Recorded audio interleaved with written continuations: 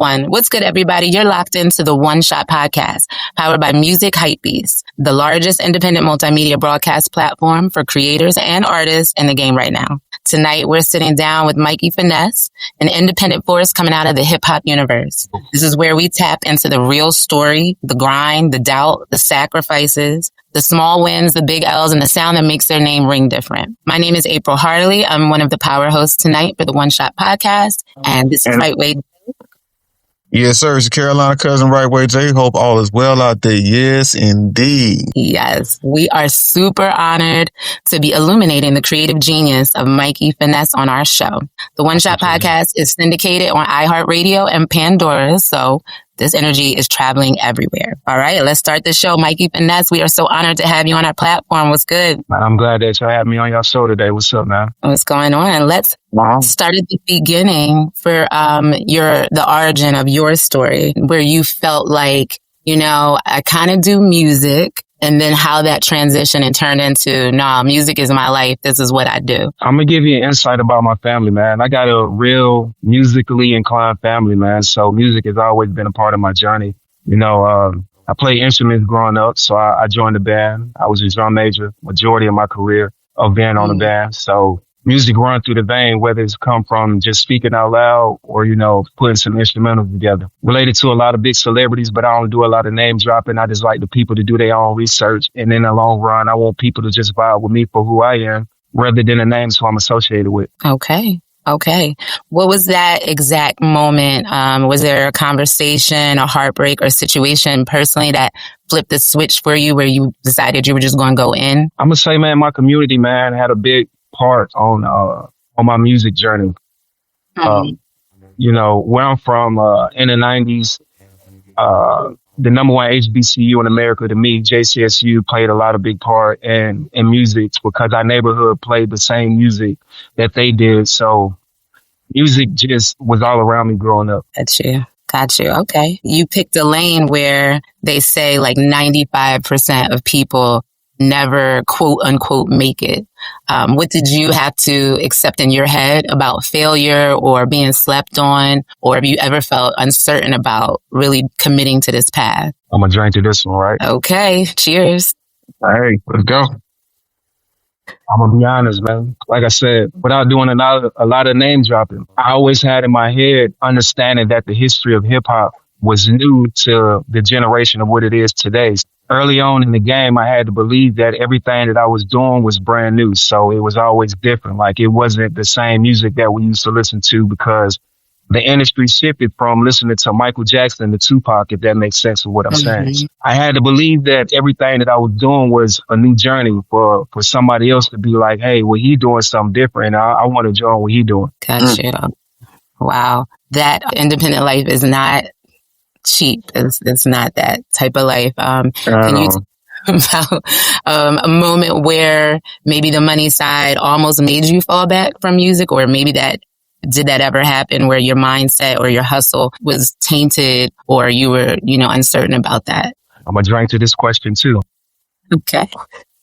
I'm going to put it this way. Like I said, I was very musically inclined with instruments of my own, and I understood, when it came down to being an independent artist, what you need, someone who could make instrumentals for you. Only thing I needed was a computer and understand that everything that I was doing in real life, hands-on with instruments, was the same way when it came down to working on programs. The only thing I had to do was transfer my knowledge from working in real life onto a computer and just making those sounds in my head on a computer. So it was kind of a little bit easier for me because I had a path that most independent artists didn't have, like, people who can't make instruments or don't understand what it means to have everything that sounds good. You don't want the instruments to overplay each other.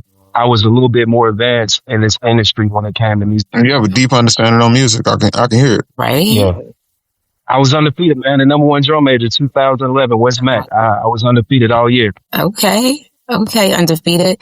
You have to have a really strong mindset for everything that you're talking about too. So with, let's talk about the mental health and what's been the hardest thing on your mind throughout this journey. Has it been self-doubt or comparison, lack of support? I see with the cup up. Tell us a little bit about that inner voice when it starts talking crazy to you. How do you reset and protect your peace and your mindset? Again, man, I'm gonna reiterate myself when I say, you gotta understand, like, this is the new lane. Like, we celebrating 50 years of hip hop. So, just 30 years ago, I was just born, which means hip hop was just 20 years in. And understanding that everybody not gonna see your vision, but it's up to you to understand that wherever you want to go is where you want to go. And it's not up to nobody else. If people want to invest in you, that's the blessing. But if you already winning in small areas, you got to celebrate those small things. I completed a track today. I completed an instrumental today.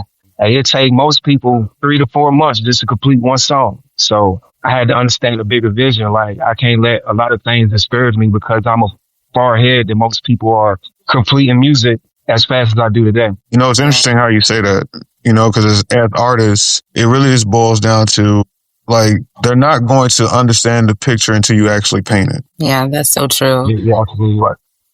That leads me into you describing your vision for this music. What's your sound, your signature sound for you? If someone were to listen to your catalog or one of your songs for the first time, could you break down kind of your creative DNA, like how you choose the drum choices, the melodies, your style? Break that down for us. I'm going to be honest. I start off with a group of friends who I'm around, and I ask them, well, I'm about to start making some music today. What should I rap about? So it started with a topic. They give me a topic. And if the instrumental is not already made, I try to base the topic based off the discussion that I just had with the peers that I just had around me. So if that's what they want to hear at the moment, I know it's a million more people that want to hear the same thing. Gotcha. Okay. You were saying something, right way? Oh, no, I was following along. I mean, I'm just loving the answers that he's giving right now. He's really doing a phenomenal job. Hey, salute to you, my guy. I appreciate it, man. Absolutely. When people are listening to your specific sound late at night, maybe in their rooms or on a long drive with their squad, like you said, you're listening with your squad or talking to your squad about that. What do you want them to feel at the end of the day?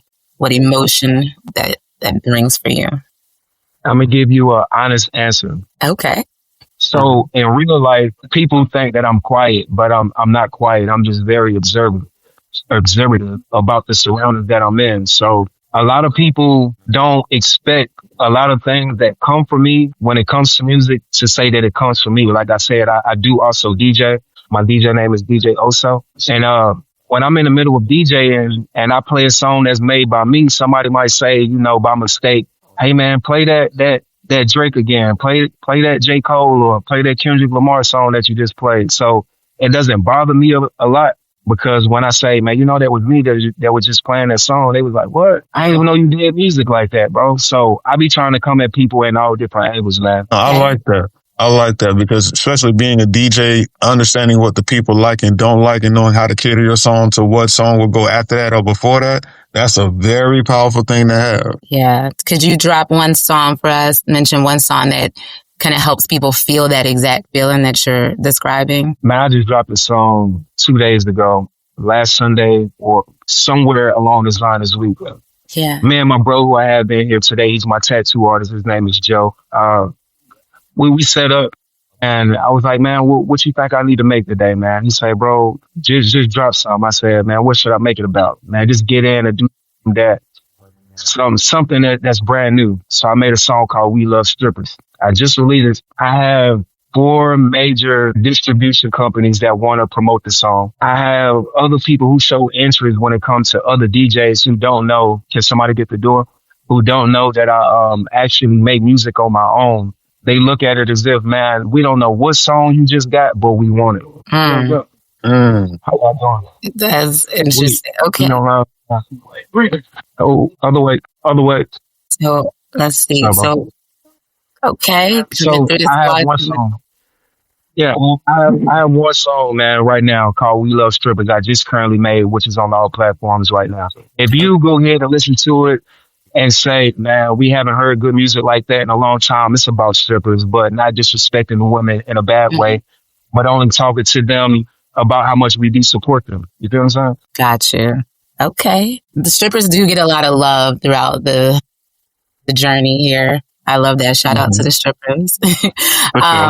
Yes. And then as far as a song from your discography that is closest to your real life? And not that that isn't, but the song that hits home for you. Could you paint the scene for us? It's like, what was happening in your world that's the song closest to your what were you going through? I like that question. The song that I have right now that I mostly relate to and what people can relate to me as is a song that I have right now that's pushed by radio pushers and Power 102.8 right now. Yes. It's called Ghetto. It was a freestyle. That's how I entered back into the music industry right now. It's straight spitting numbers, straight facts about what I go through and how people look at me as a black man. So it's a very powerful song. And I was just talking to Millennium J-Way, Liam, earlier today. He was telling me how powerful the song was, about how people been requesting it over the radio station over the past month that it's been on the radio. Wow. Okay. Well, people are definitely looking for those type of records. If we're being honest, like having just honesty and genuineness in your music, that's what people really are attracted to, because they go through those type of like struggles every day. So it's great to hear someone who's like, hey man, I'm on the same type of time you is. Appreciate that, man. That's what I'm trying to do. I'm trying to relate to my core fans, the ones that's been rocking with me. YouTube just reached out and they gave me my whole breakdown of how long I've been a content creator. I've been on YouTube since 2008, 2007. Mm-hmm. So I 20 years worth of music, man. Wow. So that's dope. Yeah. Well, if you're catalog, go ahead. Yeah, independently, I put myself in positions. I put myself on 106 in Park. Nice. I was on Black Ink, working with a radio station before. It's been multiple TV shows that I have been on that I just don't speak a lot about it, because I like people who follow my background in music to say, man, we would have never expected you to be doing this on your own. You have to be signed to some major label at this moment, because I have never seen an independent artist do as much as you do right now. Oh, that's a major shout out to you. Yeah, man. Yeah, man. Testament to the work that you're putting in, man. Salute. People are seeing it. You're seeing. It's interesting that you bring up shows and being on TV shows. Could we segue into, if your life was a series or a movie, what would that storyline be from beginning to end for your journey thus far? Honest moment. Mm-hmm. I'm gonna give a big shout out to 50 Cent at the moment, because I got real interested in a TV show called Raising Canaan. I believe that's the name. Yeah. So when I say a lot of people don't expect a lot of stuff that I do because of a background history that, you know, it's a give and take of what it is, but Raising Canaan really has stuck out with me, man. So that would be like the number one TV show at this moment. Yeah, that's a good show. As far as right now, anything that you're going through, or like any plot twists, or anything you're dealing with now, like if you were in that part of the movie right now, where would we all be kind of watching you, your next moves? Well, I have to give a shout out to my cousin, man. He just came home. His name's Quaylo Lowry, man. Got involved into a lot of stuff back in the day, but he's a changed man, and I wish he was here today so he could hear me shout him out, but he'll be able to hear this later on. You know, he was a big pivot for Charlotte when it came down to Freaknik. So he went to prison for a long time, and I accepted a lot of calls growing up as a kid. So when I say that Raising Canaan was kind of like me, that's what we kind of are, even with the industry, about how they talk about Freaknik on the TV right now. It kind of hit home, because I try to tell a lot of my friends, like, even though I'm watching this on TV, this really happened in my household. Yeah, it is. I kind of want to see this in action now, the remake or something.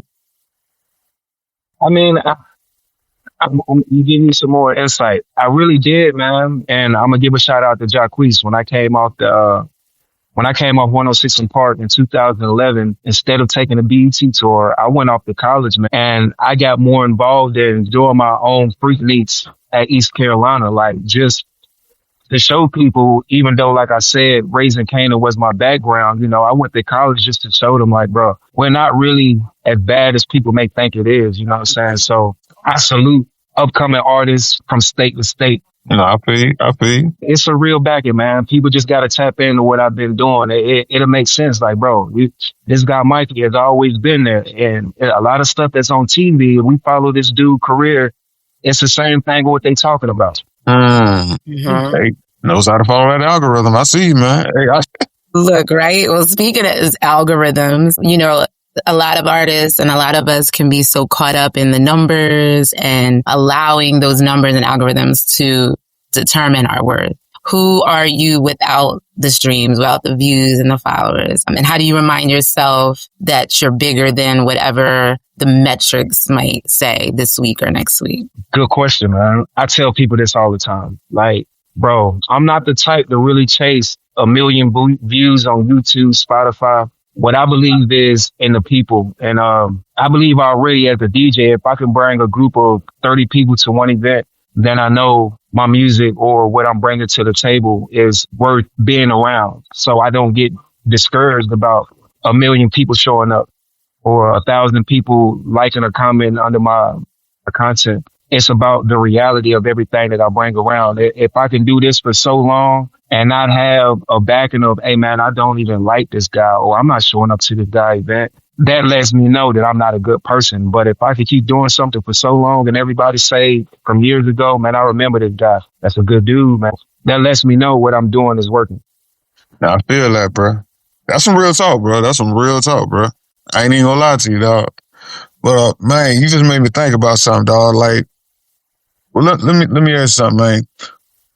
First of all, would you rather have, like, somebody who you know for a fact is going to pay to see you or just some random person that, might not see you? I'm gonna be honest, man. I'm gonna be totally honest. Mm-hmm. Paying events are good for those that might need an income to provide for something. Mm-hmm. But I always like the faces of people that don't know what I got going on until it's time to show what I got to do, if that makes sense. I got you.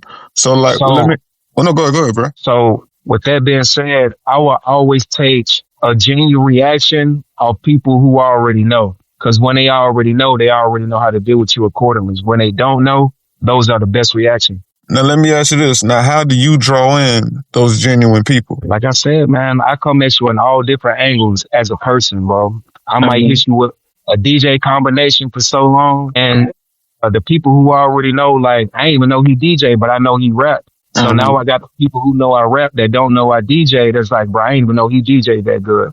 Or if it's me DJing and I'm rapping, they be like, bro, I ain't even know he rap, but I know he DJ. So I get a good reaction on both ends. So when I look at the genuine authenticity from both sides, it just let me know that I'm doing a good job at what I'm doing.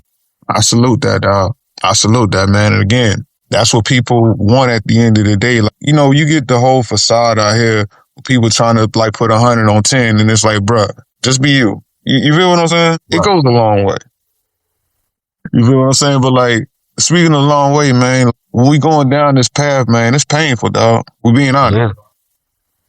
Like, give me like a painful experience that you've experienced, like going through this journey of music or just your journey in life, period. Man, I'm gonna be honest, bro.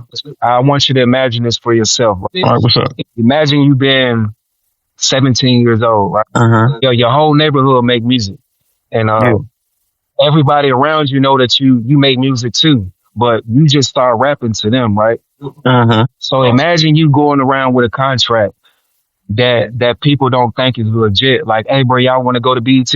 And everybody looking at you like, bro, how the hell are you going to BET and you just started rapping with us 2 days ago? Make it make sense, right? Uh-huh. So the biggest flex I had was having everybody turn on the TV and everybody was looking at me on stage like, bro, he was not lying. You know what I'm saying? Yeah. Now, well, let me ask you this question. Like, what was the lesson that you feel you took from that situation? That let me know that when you own your journey and when you're in your own lane, everybody don't see eye to eye what you're doing because they look at you and they perceive about you and your surroundings. Like, bro, there's no way you could be doing this and we in the same predicament, but they don't understand. We could be in the same room, but I might have a million other doors that I can walk through. And you see those doors, too. Some people don't see the way out. No, you're right. Or you set a mouthful with that one there. You hear me now? I just want people to know dreams do come true, man.